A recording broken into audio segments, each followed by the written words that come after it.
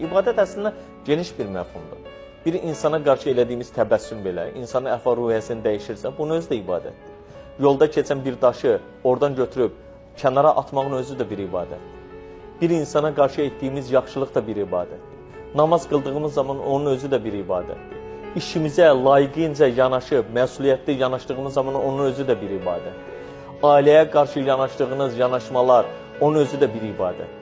Dərs oxuduğunuz zaman tələbənin oxuduğu dərsin özü də bir ibadətdir. Çünki bunların hamısı mövcud olanlar üzərində. Sadəcə təəssüflər olsun ki, ibadət anlayışını gətirib, məhdudlaşdırıb, dar bir çərçivəyə salındır. Bir insan namaz qılırsa, qıldığını başa düşmürsə, düşmədən eləyirsə, onun missiyası sadəcə əyilib qalxmaqdan ibarət olacaq. Bu artıq ibadət deyilən bir hökmdə deyil.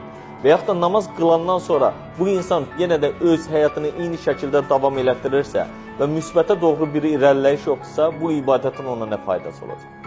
Yaxud bir insan oruç tutursa, oruçdan da insanlarla münasibətini əsəbi formada davam elətdirirsə, bu o zaman ona ancaq ac qalmaq və susuz qalmaqdan ibarət olan bir diyeta hökmündə olacaq. Bu artıq o ibadət hökmündən uzaqlaşmış olur. Ona görə biz elədiklərimizin nə olur olsun, mahiyyətini dərk etməliyik ki, həqiqətən bu nə üçündür, məqsəd nədir?